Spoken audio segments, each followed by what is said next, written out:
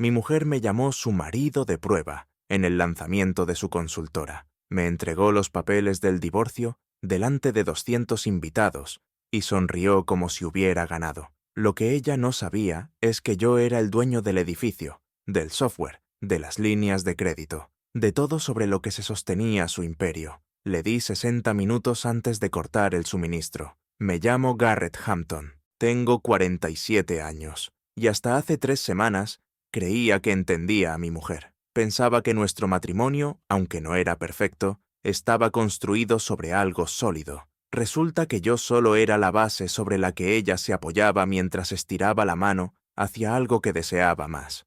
Yo hice mi dinero en el sector inmobiliario comercial, pero no en la versión vistosa de comprar y vender propiedades para presumirlo en redes sociales, en la versión silenciosa. Centros comerciales de barrio, en suburbios en expansión, edificios de oficinas en ciudades de segundo nivel, naves cerca de polos logísticos que no paraban de crecer. Encontraba inmuebles infravalorados, los mejoraba y luego dejaba que buenos inquilinos construyeran valor para los dos. No era glamuroso, pero sí constante, fiable. El tipo de negocio que me permitió financiar las ambiciones de mi mujer, Amber, sin pestañear. Amber Bullmont Hampton, 39 años, afilada como un bisturí y el doble de fría cuando le convenía. Llegó a mi vida hace 11 años con una hija adolescente llamada Olivia, de su primer matrimonio, una sonrisa de infarto y el sueño de levantar su propia consultora de gestión.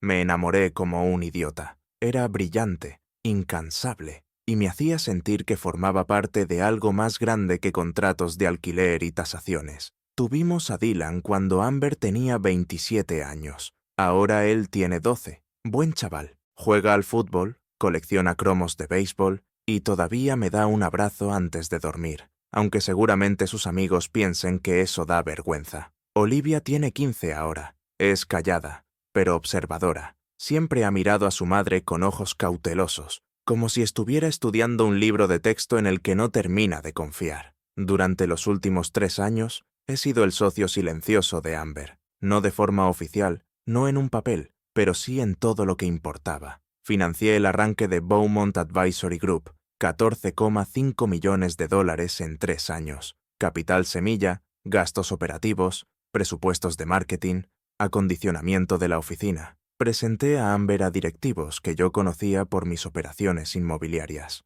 Yo cubría los gastos de casa para que ella pudiera invertir, hasta el último dólar de su sueldo, en construir su marca. Incluso la ayudé a contratar a Sophie Rivers, Derek Hunt y Lauren Caney, 3 socios junior brillantes que creían en la visión de Amber de crear una firma boutique capaz de competir con las grandes consultoras. La fiesta de lanzamiento se suponía que iba a ser nuestra celebración. Eso me dijo. Nuestra gran noche, insistió, dándome un beso en la mejilla mientras se ajustaba el vestido verde jade frente al espejo. Yo llevaba un traje gris antracita, el que ella escogió el mes pasado. Me sentía orgulloso. Estúpido, sí, pero orgulloso. El lugar era un loft reconvertido en el centro de Portland. Ladrillo visto, iluminación industrial, catering de un chef cuyo nombre ni recuerdo, 200 invitados, clientes, posibles clientes, competidores evaluando al nuevo jugador, un periodista de la sección de negocios. Amber se movía por la sala como si hubiera nacido para eso. Esa sonrisa brillante no vacilaba nunca. Yo me quedé cerca de la barra, con un bourbon en la mano, viéndola brillar. Dylan estaba en casa con una niñera. Olivia también había pedido quedarse en casa. Dijo que tenía deberes. No insistí, y entonces llegó el discurso. Amber subió al pequeño escenario que habían montado cerca de los ventanales con vistas a la ciudad. La sala se quedó en silencio. Dio las gracias a su equipo, a sus mentores, a los clientes que habían apostado por una firma nueva. Luego me miró directamente a mí. «Y quiero dar las gracias a alguien muy especial», dijo Amber, con esa seguridad suave que usaba en las salas de juntas. «A mi marido, Garrett». La gente se giró para mirarme. Yo levanté un poco el vaso, esperando el típico agradecimiento al cónyuge que apoya. «Garrett ha sido lo que yo llamo mi marido de prueba», continuó. La sala se congeló. Alguien lo bastante estable como para ayudarme a construir la base que necesitaba. y ahora que la base está completa, es hora de que construya la vida que de verdad quiero. Sacó un sobre color crema de detrás del atril. Mi cerebro aún no había alcanzado lo que estaba pasando. Seguía atascado en marido de prueba, viendo cómo las caras alrededor pasaban de la felicitación a la confusión, y luego a esa curiosidad incómoda de quien está presenciando algo ajeno pero jugoso. Amber bajó del escenario. Sus tacones sonaban sobre la madera. Me tendió el sobre. De cerca, sus ojos estaban brillantes. Sí, pero duros, decididos. «Son los papeles del divorcio», dijo en voz baja, lo bastante alto como para que la oyeran los que estaban más cerca. «Considera esto nuestro primer caso en Beaumont Advisory Group. Disolver alianzas que ya no cumplen su propósito». Algunas personas rieron con nerviosismo. Alguien al fondo incluso aplaudió, como si pensara que era una especie de actuación. Abrí el sobre. Papel membretado de un despacho. Petición de disolución del matrimonio. Presentada hacía 4 días. Miré la firma al final, la suya. Ya estaba firmada. «Podrías haber hecho esto en privado», dije. Me sorprendió que me saliera la voz tan firme. «¿Y dónde está el impacto entonces?», respondió Amber. «Esto va de hacer declaraciones. Garrett, tú me enseñaste que cada trato, cada asociación, cada final, tiene que significar algo». Doblé los papeles, los devolví al sobre y me lo guardé en el bolsillo interior de la chaqueta. Ahora toda la sala miraba. Los móviles probablemente ya estaban grabando. Eso estaría en redes sociales en menos de 1 hora. Miré a mi mujer. La miré de verdad. Y entendí que estaba mirando a una desconocida que había interpretado un papel durante 11 años. «Enhorabuena por el lanzamiento», dije en voz baja, y me fui. Salí de aquel loft, dejando atrás el ladrillo visto, las bandejas de queso carísimo y a la gente que acababa de ver cómo mi matrimonio se convertía en entretenimiento. El aparcacoches me trajo el coche. Le di $50 porque mis manos necesitaban hacer algo. Me senté al volante de mi Mercedes, el que Amber siempre decía que era demasiado aburrido para alguien con mi patrimonio, y no me fui a casa. Conduje hasta un restaurante de carretera abierto las 24 horas en las afueras. Pedí un café que no me bebí y me quedé en una mesa con mi portátil. Abrí los archivos cifrados que guardaba para asuntos serios, los que Amber nunca preguntó por ellos, porque daba por hecho que yo solo gestionaba alquileres y poco más, y empecé a hacer llamadas. Al amanecer ya había hecho algo que no se podía deshacer, pero no me sentí culpable, me sentí lúcido. Llegué a casa sobre las 7 de la mañana. La casa estaba en silencio. Dylan pronto se estaría preparando para ir al colegio. La puerta de Olivia estaba cerrada. Seguramente seguía dormida, o fingía que lo estaba. Subí directamente a mi despacho, en la segunda planta. La única habitación que a Amber nunca le interesó, porque no encajaba con su estética de la casa. Madera oscura, sillón de cuero, paredes llenas de archivadores con documentos de propiedades. Todo lo que parecía aburrido para quien no supiera lo que significaba en realidad. Cerré con llave al entrar. Una costumbre de mis primeros años en el inmobiliario, cuando aprendí que la privacidad no era paranoia, era protección. El portátil estaba sobre la mesa, donde lo había dejado la mañana anterior. Parecía que hubiera pasado una vida entera. Lo encendí e introduje la contraseña que Amber jamás me había preguntado. ¿Por qué iba a hacerlo? Yo solo era su marido estable y aburrido, el que llevaba alquileres mientras ella levantaba imperios. La pantalla cargó. Nada de fotos familiares como fondo, nada de paisajes monos, solo negro, con un cuadro de inicio de sesión. Escribí el código de 16 caracteres que me sabía de memoria desde hacía años, y el sistema se abrió. Lo que Amber no sabía, lo que ni se molestó en preguntar en 11 años, es que yo no solo era dueño de centros comerciales de barrio y edificios de oficinas. Yo era dueño de la infraestructura sobre la que estaba construida toda su firma. El edificio donde Beaumont Advisory Group tenía alquilada la oficina era mío. Lo compré a través de una sociedad holding hace 3 años, cuando Amber empezó a hablar en serio de lanzar su empresa. Yo le sugerí la ubicación. A ella le encantó. Firmó un contrato de 5 años por debajo del precio de mercado, porque el casero, una sociedad pantalla que yo controlaba, quería apoyar a los negocios locales. La plataforma de software que usaban para la gestión de clientes también estaba bajo mi paraguas, licenciada a través de una empresa en la que yo tenía participación. Yo presenté a Amber al director general en un evento de contactos. A ella le dieron un descuento generoso por ser un proyecto nuevo. Solo tenía que firmar el contrato estándar. Ahora tenía todos los documentos delante, copias escaneadas de todo, el alquiler de la oficina, el acuerdo de licencia del software, la línea de crédito que Amber abrió en un banco donde yo había facilitado la presentación. Y ahí estaban, enterradas en esas condiciones generales que ella había rubricado sin leer, las cláusulas que yo llevaba 3 años colocando con paciencia, derechos de resolución, limitaciones de propiedad, garantías financieras ligadas a condiciones que, desde la noche anterior, se habían incumplido. Cogí el teléfono e hice la primera llamada. Mi banquero, Thomas Reinhardt. Llevábamos 15 años haciendo negocios, contestó al segundo tono. Garrett. Su voz tenía esa aspereza de primera hora de alguien que se ha acostado tarde. He visto lo de anoche. ¿Estás bien? Las noticias volaban. Seguro que ya circulaban vídeos del lanzamiento por redes. Necesito ejecutar la cláusula de terminación de la serie de cuentas 7, dije, con voz firme, con efecto inmediato. Silencio. Garrett, eso va a provocar una interrupción operativa importante para... Sé perfectamente lo que va a provocar, le corté. Puedes hacerlo o no. Otra pausa, más larga. Thomas estaba calculando riesgo, responsabilidad y amistad. Al final dijo, dame 2 horas,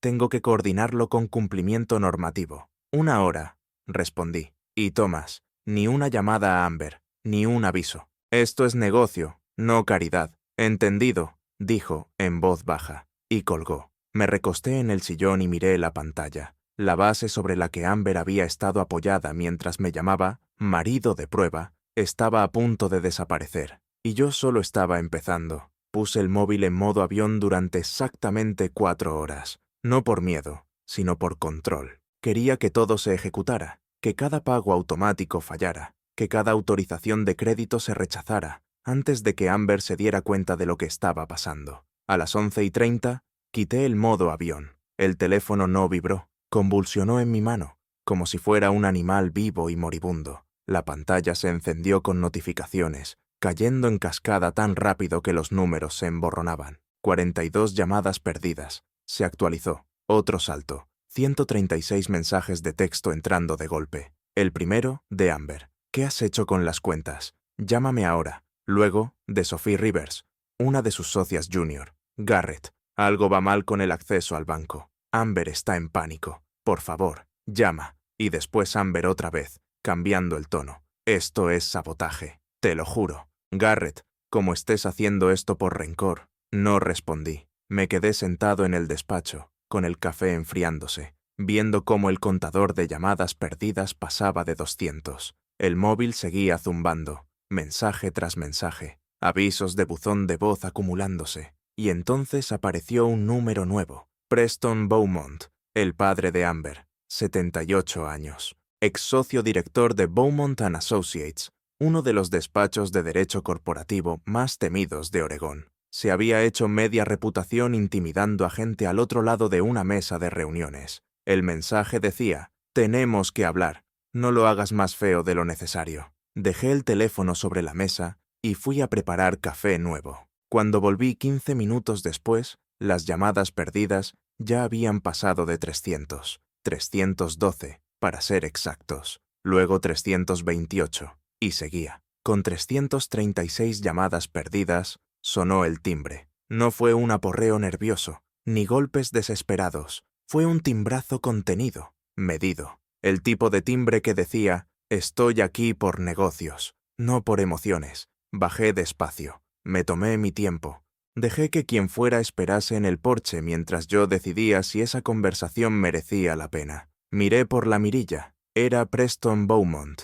78 años, sí, pero todavía afilado. Llevaba un abrigo gris tipo wolf coat y su pelo plateado estaba perfectamente peinado. Tenía las manos entrelazadas delante del cuerpo, paciente, como si le sobrara el tiempo, como si esto fuera una cita más en su agenda. Abrí la puerta. No le invité a pasar. Me quedé en el umbral y esperé. Garrett, dijo Preston, con esa voz pulida de sala de juicios. Sé que esto se ve mal, pero tú y yo somos hombres razonables. Podemos resolverlo discretamente, sin ruido. ¿Podemos? Pregunté. La sonrisa de Preston era ensayada, de las que cierran acuerdos de millones. Amber cometió un error, uno público, y no voy a fingir lo contrario, pero los errores se corrigen. Lo que importa ahora es controlar los daños. ¿Los daños de quién? Pregunté. ¿Los míos o los suyos? Él se movió un poco, recalculando. He hablado con los socios directores de 3 firmas distintas.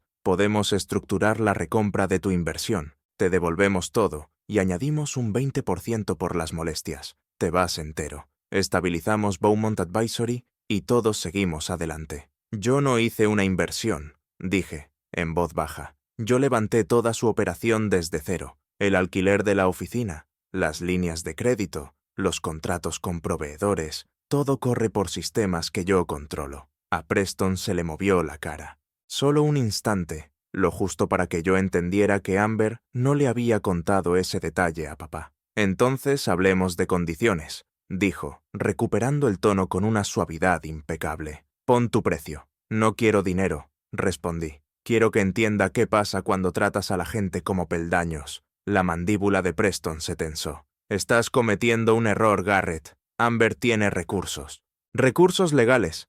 Te estás exponiendo a demandas, a escrutinio público. Que me demande, dije. El proceso de exhibición de pruebas va a ser interesante, sobre todo cuando entremos en cómo financió esa firma. Cerré la puerta. No di un portazo, solo un clic firme, definitivo. Al otro lado, oí que Preston se quedaba ahí unos 30 segundos. Luego, los pasos alejándose por el camino. Arriba, en el despacho, el móvil seguía vibrando sobre la mesa. Lo ignoré. Dejé que sonara. Dejé que entraran en pánico. La base acababa de colapsar. Ahora venía la caída de verdad. Para el lunes por la mañana, el daño ya era total. Ni siquiera tuve que vigilarlo en persona. El teléfono me iba contando la historia en directo, a base de mensajes cada vez más desesperados de gente que, el sábado, estaba en esa fiesta con cara de suficiencia. Derek Hunt, uno de los socios junior de Amber, envió un correo medido a las 7:15. Garrett, espero que podamos hablar de la situación actual de manera profesional. Varios contratos con proveedores han quedado suspendidos y estamos intentando entender el alcance del problema. Traducción. Nos estamos ahogando y necesitamos que nos lances una cuerda. Lo borré. Lauren Caney probó otra vía a las 8:30. Sé que ahora mismo todo es complicado, pero nuestros clientes empiezan a hacer preguntas. ¿Hay alguna forma de llegar a una solución que proteja los intereses de todos? Traducción. Los clientes están huyendo y estamos a punto de perderlo todo. Borrado. A las 9 de la mañana, los foros de negocios que yo seguía empezaron a arder. Alguien había publicado en un grupo de la industria de consultoría en Portland. ¿Alguien sabe qué pasa con Beaumont Advisory? Esta mañana la puerta de su oficina estaba cerrada y su página web no funciona. Las respuestas llegaron rápido. Especulaciones, rumores, un par de personas asegurando tener información de dentro. Un comentario me hizo frenar. Dicen que el marido de la fundadora retiró toda la financiación después de que ella le entregara los papeles del divorcio en el lanzamiento. Salvaje. Otra respuesta. Si juegas con fuego, te quemas. Cerré el foro y abrí el correo. Había uno de Vanessa Cole, la asistente de Amber. Joven, competente, lo bastante lista como para notar cuando un barco se está hundiendo. El asunto decía, confidencial, solo para usted.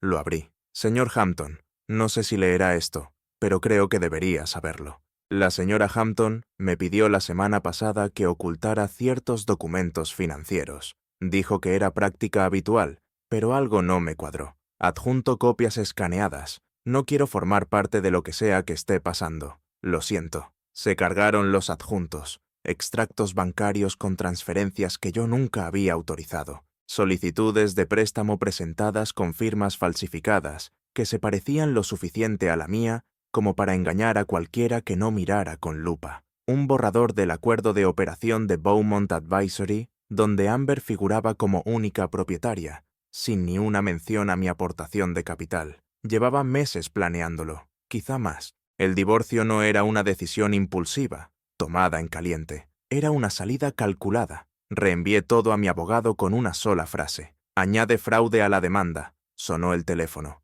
Amber. La dejé ir al buzón. Llamó otra vez. Y otra. Al final contesté. ¿Qué quieres? Mi voz salió plana. Gar, por favor. Su voz estaba tensa. Ya no era el tono seguro del lanzamiento. Tenemos que hablar cara a cara. Lo de las cuentas, lo podemos arreglar. Lo que sea que esté pasando, podemos solucionarlo. No hay nada que arreglar, dije. Las cuentas están congeladas, porque los acuerdos que firmaste tienen cláusulas de resolución, y tú las incumpliste cuando presentaste el divorcio sin la notificación adecuada a tus socios inversores. ¿Socios inversores? Tú eres mi marido. Eso lo dejaste muy claro el sábado por la noche, respondí. Ahora solo soy un acreedor cobrando lo que se me debe. Garrett, la empresa se va a hundir. Sophie, Derek, Lauren van a perder sus trabajos. Nuestros clientes, tus clientes. La interrumpí. Tu empresa. Tu problema. Querías construir algo sin mí. Considéralo tu oportunidad. Estás haciendo esto para castigarme, dijo Amber. Y ya se le notaban las lágrimas. No, respondí, muy quieto. Lo hago porque olvidaste algo importante. Las bases no solo sostienen, también deciden cuándo dejan caer. Colgué, bloqueé su número, y luego bloqueé el de Preston, y después bloqueé todos los números asociados a Beaumont Advisory Group. Por fin, el teléfono se quedó en silencio. Me senté en el despacho y abrí un documento nuevo. No por rabia, ni por venganza, por planificación, porque la firma ya no existía. Pero a Amber todavía le quedaba una cosa, la casa, nuestra casa, la que ella remodeló con mi dinero y llenó de muebles elegidos a dedo, en el barrio al que insistió que nos mudáramos, una casa que, según el registro de la propiedad que yo había revisado con muchísimo cuidado, estaba escriturada únicamente a mi nombre. Era hora de ver cómo llevaba la posibilidad de quedarse sin techo, igual que había llevado la humillación pública que me hizo. El miércoles por la mañana llegó la noticia que estaba esperando, no de Amber, del registro mercantil del Estado. La licencia comercial de Beaumont Advisory Group había quedado suspendida, pendiente de resolver reclamaciones de proveedores y disputas de crédito. El aviso era público, cualquiera podía verlo. Los clientes, desde luego, también. Yo estaba tomando café en la cocina cuando Dylan bajó a desayunar.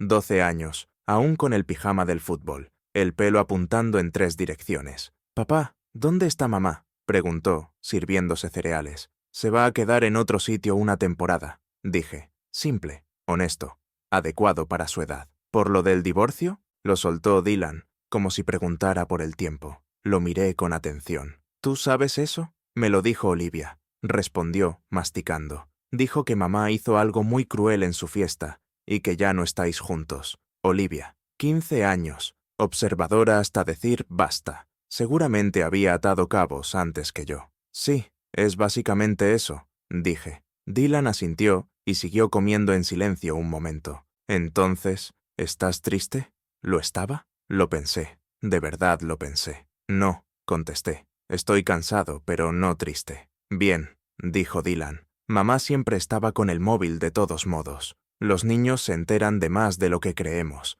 Esa tarde me llamó mi abogado. Su tono era profesional, pero tenía un filo de satisfacción. «Garrett, el perito contable ya ha terminado la revisión preliminar», dijo. «Las firmas falsificadas en esas solicitudes de préstamo ni siquiera son falsificaciones buenas. Cualquier perito calígrafo lo confirma en menos de una hora». «¿Cuánto sacó usando mi nombre?», pregunté. 2,3 millones, respondió, repartidos en 4 entidades financieras. «Usó tu perfil de crédito empresarial para conseguir buenas condiciones y luego desvió el dinero a las cuentas operativas de Beaumont Advisory». Sentí algo frío asentarse en el pecho. No era ira, era reconocimiento. Me había estado robando mientras dormía a mi lado. «Presenta cargos penales», dije. «Todos. Fraude, suplantación de identidad, lo que corresponda». «Garrett, eso va a ser público». «Muy público. ¿Estás preparado?». «Ella convirtió nuestro divorcio en espectáculo», dije.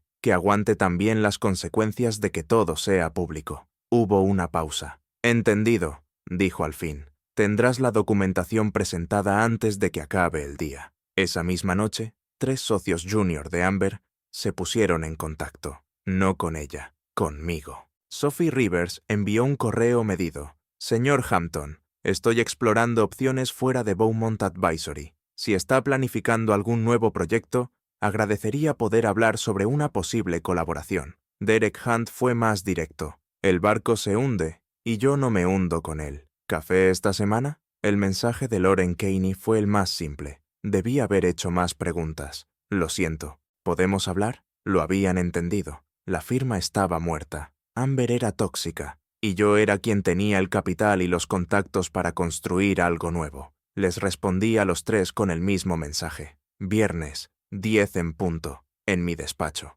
Traed vuestras carteras de clientes. El viernes por la mañana, Sophie, Derek y Lauren estaban sentados en mi despacho de casa con cara de refugiados de una zona de desastre, que, técnicamente, lo eran. Sophie habló primero, 32 años, rápida, precisa. Señor Hampton, quiero dejar claro por qué estamos aquí. Creíamos en lo que Beaumont Advisory podía ser. No sabíamos cómo se financiaba ni lo que Amber estaba haciendo entre bambalinas. Lo sé, dije, y sois buenos en vuestro trabajo. Por eso estáis aquí. Derek se inclinó hacia adelante. ¿Qué nos ofreces? Una firma de verdad, respondí. Reparto de participaciones justo, financiación transparente, nada de juegos, nada de agendas ocultas. Vosotros traéis vuestro talento y vuestros clientes. Yo pongo el capital y la estructura. Construimos algo que no se viene abajo cuando a una persona le da por jugar a ser todopoderosa. Lauren me estudió con calma.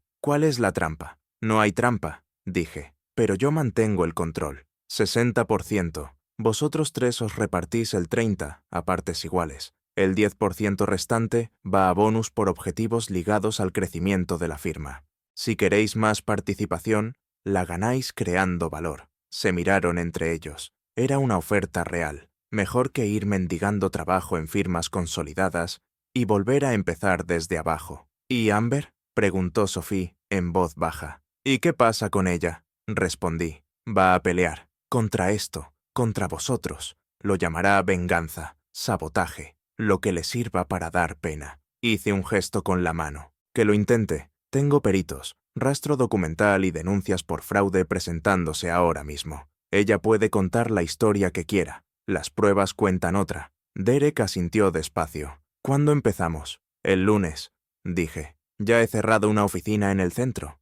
Otro edificio. Mejor ubicación. Se llamará Hampton Strategic Group. Empezamos de cero. Volvieron a mirarse, y luego me miraron a mí. Dentro, dijo Sophie. Los otros dos asintieron. Nos dimos la mano, profesional, limpio, sin drama. Cuando se fueron, me quedé sentado en el despacho y miré los documentos preliminares que había preparado mi abogado. Estatutos de constitución, acuerdos de operación, estructuras de socios. Esto no era venganza. La venganza es emocional, sucia, pasajera. Esto era sustitución. Estaba construyendo lo que Amber creía haber construido, solo que, esta vez, sería real. El móvil vibró. Un mensaje de Olivia. Papá, mamá ha intentado recogerme hoy del instituto. Le he dicho que me quedo contigo. Se ha enfadado. Solo quería que lo supieras. Le respondí. Gracias por decírmelo.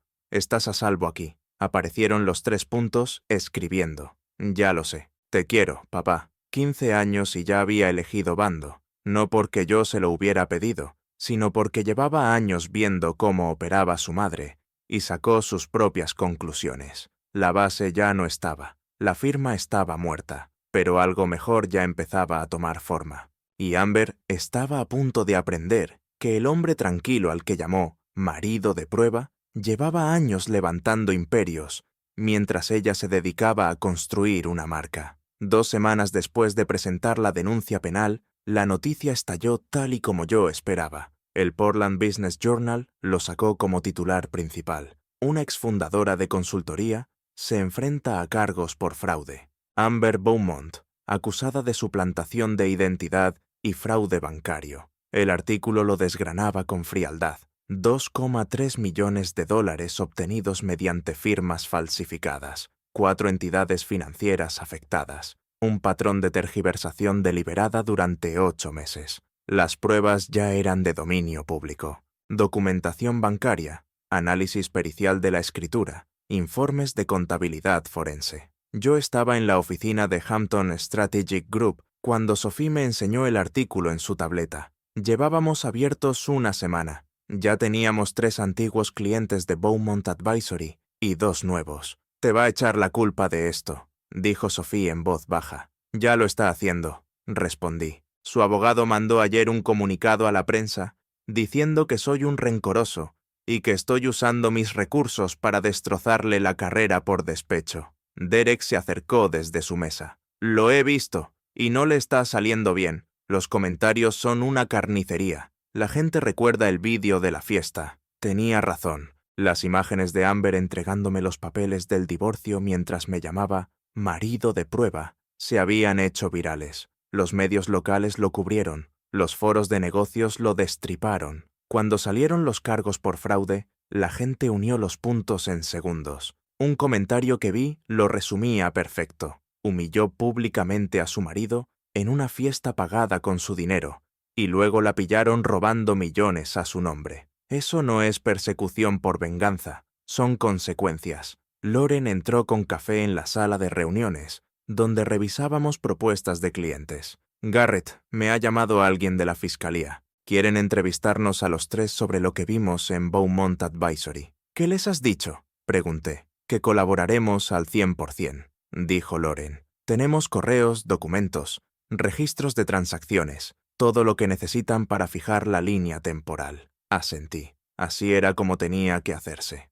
Limpio, documentado, irrefutable. El móvil vibró otra vez. Mensaje de Olivia. «Papá, mamá ha vuelto a aparecer en el instituto. Seguridad ha tenido que sacarla del campus. Estaba gritando que tú me has puesto en su contra. Ha sido súper vergonzoso», respondí. «Siento que hayas tenido que pasar por eso. ¿Estás bien?». Olivia contestó. «Sí, pero todo el mundo miraba. ¿Puedes venir a recogerme hoy tú, en vez de que coja el autobús?». Escribí. «Estaré allí a las 3». Esto era en lo que se había convertido Amber. Una mujer tan desesperada por controlar el relato que montaba un espectáculo en el instituto de su hija. La misma mujer que se pasó 11 años puliendo una imagen pública impecable. Ahora se deshacía delante de cualquiera que quisiera mirar. Esa tarde llamó Preston Bullmont. Casi no cogí, pero pudo más la curiosidad. «Garrett», dijo. Su voz sonaba cansada, de una forma que nunca le había oído.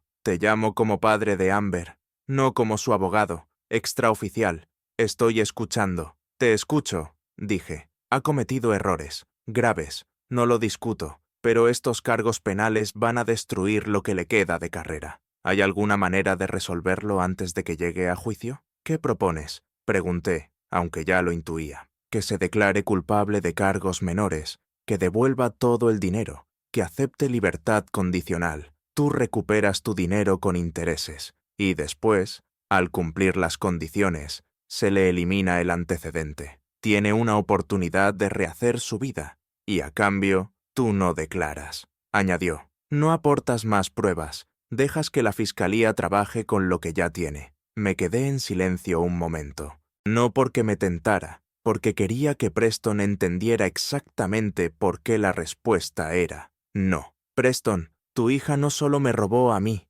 dije. «Cometió fraude contra 4 bancos, falsificó documentos legales, montó un negocio sobre actividad criminal. Esto ya no va de mí». «La ley tiene margen», insistió Preston. «Yo también», dije, «y elijo que la justicia siga su curso». «Amber quiso disolver nuestra alianza». «Perfecto, pero no puede cometer delitos y salir indemne porque su padre siga teniendo contactos». Preston guardó silencio un largo rato. «Creía que eras mejor que esto», dijo al fin, muy bajo. «Soy mejor que esto», respondí. «Por eso el que se enfrenta a cargos no soy yo». Colgué. 3 semanas después de abrir Hampton Strategic Group, hicimos nuestro lanzamiento oficial. No una fiesta, una recepción profesional de contactos en un hotel del centro. 50 invitados, clientes actuales, posibles clientes, contactos del sector con los que yo había trabajado a lo largo de los años. Nada de brindis con champán ni discursos de disrupción o innovación. Solo conversaciones de negocio, serias, y propuestas de valor claras. Sophie llevó las presentaciones. Se le daba mejor, y además mandaba el mensaje correcto. Esto no era un capricho mío, era una firma real. con talento real. Dylan y Olivia vinieron al evento. Les había preguntado si querían venir, y los dos dijeron que sí. Dylan llevaba una camisa con botones y corbata, con ese aspecto a medio camino entre tener 12 años y esforzarse muchísimo por parecer profesional. Olivia llevaba un vestido sencillo. Se mantuvo cerca de mí y observaba todo con esos ojos atentos suyos. Durante un momento tranquilo, se me acercó una periodista del Business Journal, 40 y tantos, profesional, con una grabadora digital en la mano. Señor Hampton, ¿puedo hacerle unas preguntas sobre la transición de Beaumont Advisory a Hampton Strategic? Breves, respondí. Algunas personas dicen que esto es un negocio de venganza, una forma de castigar a su exmujer quitándole el equipo y los clientes. ¿Qué responde a eso? La miré directamente. Respondo señalando nuestra tasa de retención de clientes, nuestras previsiones de crecimiento y el hecho de que operamos con financiación transparente y prácticas empresariales legítimas. Si eso es venganza, entonces cualquier empresa que funcione bien lo es contra una mala gestión. Y los cargos por fraude de su esposa, continuó la periodista ahí. ¿Siente alguna responsabilidad por su situación actual? Mi esposa tomó sus propias decisiones, dije con calma. Decidió falsificar documentos, cometer fraude y levantar una empresa sobre actividades ilegales. Esas decisiones fueron suyas. Yo simplemente he decidido no protegerla de las consecuencias. La periodista asintió y anotó algo. Una última pregunta. Si pudiera volver al momento del lanzamiento, ¿haría algo diferente? Lo pensé. De verdad. No, respondí, porque ese momento me mostró exactamente con quién estaba casado. Y a veces la claridad es necesaria, aunque duela. Me dio las gracias y se marchó. La vi alejarse, y entonces sentí una mano colarse en la mía. Lo hiciste bien, papá, dijo Olivia en voz baja. No te enfadaste, no gritaste. Solo dijiste la verdad, 15 años, y ya entendía que la dignidad pesa más que el volumen. El evento terminó a las 8. Limpio, profesional, un éxito. Conseguimos 2 nuevos compromisos de clientes y 3 prospectos serios. Derek, Sophie y Lauren estaban satisfechos. Esto era real. De camino a casa, Dylan se quedó dormido en el asiento trasero. Olivia iba delante, mirando por la ventanilla el perfil urbano de Portland. ¿Crees que mamá algún día se disculpará?, preguntó. No lo sé, respondí. Sinceramente, hay personas que no piden perdón. Simplemente siguen adelante y esperan que los demás lo olviden. Eso es triste, dijo Olivia. Lo es, asentí. Pero no podemos controlar lo que hacen los demás, solo cómo respondemos nosotros. Tú respondiste construyendo algo mejor, dijo ella. Tenía razón. No lo hice por venganza, ni por rencor. Lo hice por necesidad, por el simple reconocimiento de que cuando alguien destruye lo que has construido, tienes 2 opciones: quedarte sentado entre los escombros o empezar a construir de nuevo. Yo elegí construir, y esta vez la base era mía. La vista de conformidad se celebró un jueves gris por la mañana, en el centro de Portland. No asistí, no hacía falta. Richard me fue enviando actualizaciones por mensaje. Amber se declaró culpable de 2 cargos de fraude bancario y 1 de suplantación de identidad. El juez aceptó la declaración. La sentencia se fijó para 30 días después. Yo estaba en la oficina de Hampton Strategic cuando llegó el mensaje. Sophie estaba presentando a un posible cliente en una sala de reuniones. Derek estaba en una llamada con un fabricante de Eugene. Lauren revisaba condiciones contractuales para un grupo sanitario que quería nuestros servicios de consultoría. Negocio normal, buen negocio, del que no necesita drama ni fraude para funcionar. El móvil vibró otra vez. Otro mensaje de Richard. Preston Beaumont había hecho declaraciones a la prensa. Decía que yo había orquestado una campaña vengativa contra su hija y que esperaba una respuesta. Richard me aconsejaba no contestar. No contesté. No hacía falta. El registro judicial hablaba por sí solo. La declaración de culpabilidad de Amber hablaba por sí sola. Todo lo demás era ruido de gente incapaz de aceptar que los actos tienen consecuencias. Esa noche, Olivia entró en mi despacho de casa mientras yo revisaba previsiones trimestrales. Estaba más callada de lo habitual últimamente, no triste, pensativa. «Papá, necesito contarte algo», dijo, sentándose frente a mí. «Te escucho», respondí, cerrando el portátil. «Mamá me llamó ayer. continuó Olivia, desde un número que no conocía, así que contesté antes de darme cuenta de que era ella. Mantuve la expresión neutra. ¿Qué te dijo? Quería que declarara en su vista de sentencia, que dijera que tú me manipulaste, que me pusiste en su contra, que es una buena madre que cometió un solo error. La voz de Olivia era firme, pero tenía las manos apretadas en el regazo. ¿Y qué le dijiste? Pregunté con cuidado. Le dije la verdad, respondió, que no me manipulaste, que la vi ignorarnos durante años mientras construía su carrera, que tomó decisiones y ahora tiene que asumirlas. Y luego colgué. 15 años, y ya entendí algo que muchos adultos nunca aprenden, que la lealtad no es automática, se gana. Estoy orgulloso de ti, le dije. Me va a odiar, susurró Olivia. Puede ser, admití, pero tú te respetarás a ti misma. A largo plazo, eso importa más. Olivia asintió. Pareció relajarse un poco. Luego me dijo que Dylan le había preguntado si éramos malos hijos por no defender a mamá. Le dije que somos hijos honestos, añadió. Hay diferencia. La hay, asentí. Se levantó para irse, y ya en la puerta se detuvo. Hampton Strategic va muy bien, ¿verdad? Muy bien, confirmé. ¿Por qué? Preguntó. Porque demuestra algo, dijo Olivia, que no la necesitabas. Tú siempre fuiste el que construía cosas. Ella solo se subía encima y se llevaba el mérito. Cuando Olivia se fue, me quedé en el silencio de mi despacho pensando en eso. Olivia tenía razón. Durante 11 años, yo había sido la base mientras Amber se colocaba como si fuera la arquitecta. Había financiado sus sueños, apoyado sus ambiciones y apartado obstáculos de su camino.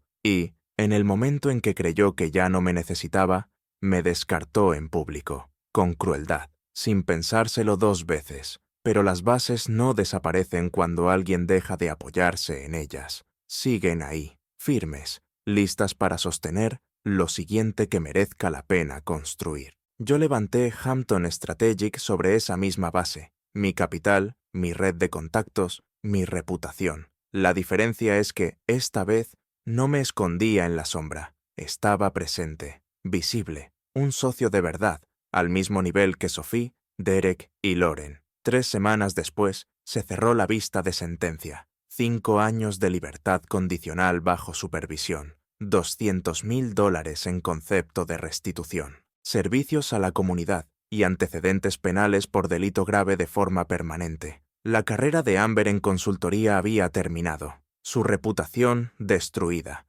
Los intentos de su padre por retorcer el relato habían fracasado, y yo no sentí nada, ni satisfacción, ni revancha, ni victoria, solo ese reconocimiento silencioso de que la justicia había seguido su curso. La base había aguantado. Todo lo construido sobre mentiras se había venido abajo, y yo seguía en pie. 18 meses después de aquella fiesta de lanzamiento, estaba de pie en una sala de reuniones de Hampton Strategic Group, viendo a Sophie presentar a un cliente de una empresa de la lista Fortune 500. El escenario era otro. Oficina más grande, mejor ubicación, 12 empleados en vez de 3 socios y una asistente prestada. Habíamos crecido sin dramas ni golpes de efecto, con trabajo sólido, relaciones buenas y un negocio construido sobre algo real. El cliente firmó un contrato de 2 años por $3,4 millones, nuestro mayor acuerdo hasta la fecha. Cuando se fueron, Sophie, Derek y Lauren se reunieron en mi despacho. «Hay que celebrarlo», dijo Derek. «Cena», propuse, «en algún sitio bueno, y traed a vuestras familias». «¿Familias?», se rió Lauren. «Mírate, poniéndote sentimental». Pero lo hicimos. Ese viernes nos reunimos en un restaurante con vistas al río Willamette. El marido de Sophie, ingeniero, de los que de verdad escuchan cuando ella habla de trabajo. La novia de Derek, profesora, con un sentido del humor afilado. La pareja de Lauren, diseñador gráfico, que nos había ayudado con la imagen de marca. Y mis hijos. Dylan, ya con 13, llevaba una americana que se había elegido él mismo. Olivia, 16, con una seguridad que no tenía cuando todo empezó. Durante la cena, Dylan se inclinó hacia mí. «Papá, ¿has visto el perfil de mamá en LinkedIn?» «No», dije. «¿Para qué?» «Está trabajando en una cafetería», dijo Dylan. «No la lleva. Está trabajando, sin más». Miré a Olivia. Me sostuvo la mirada y se encogió de hombros. Seguramente ya lo sabía, y decidió no decir nada. «Es un trabajo honrado», le dije a Dylan. No tiene nada de malo. Ya lo sé, respondió. Es que es raro. Antes era tan importante. Ella se creía importante, corrigió Olivia en voz baja. No es lo mismo. Después de cenar, paseamos por el paseo del río. Las luces de la ciudad se reflejaban en el agua. Dylan corrió por delante, todavía lo bastante niño como para disfrutar de cualquier tontería. Olivia caminó a mi lado, con las manos en los bolsillos de la chaqueta. «Lo hiciste bien, papá», dijo. «Lo hicimos bien», corregí. «Todos, tú, Dylan y yo, encontramos la forma de estar bien». «Mejor que bien», dijo Olivia. «Estamos felices. No creo que lo estuviéramos antes. No de verdad. Tenía razón. El matrimonio había sido cómodo, pero de una forma asfixiante, predecible, seguro, pero no feliz, no auténtico. Y allí, en ese paseo junto al agua, con mis hijos, con mis socios y sus familias, sentí algo que no había sentido en años. Paz, no porque hubiera ganado una batalla contra Amber, sino porque había dejado de pelear su batalla y había empezado a vivir la mía. Hampton Strategic no era venganza. Era la prueba de que las bases importan más que las fachadas, de que la fuerza silenciosa dura más que la ambición ruidosa, de que, a veces, la mejor respuesta a una traición no es la represalia, es construir algo mejor y seguir adelante. El móvil vibró. Un mensaje de un número desconocido. Siento lo que hice. Ojalá algún día puedas perdonarme. Amber. Lo leí una vez y lo borré. No por crueldad, no por rabia, sino porque el perdón no es algo que se pida por mensaje después de 18 meses de silencio. Y, sobre todo, porque no era algo que yo necesitara conceder para seguir avanzando. Yo ya había seguido. Ella tendría que encontrar su propia manera de hacerlo también. Dylan me llamó desde más adelante, señalando algo en el agua. Olivia echó a correr para alcanzarle. Yo lo seguí, con el teléfono en el bolsillo, dejando el pasado donde debía estar, detrás de mí.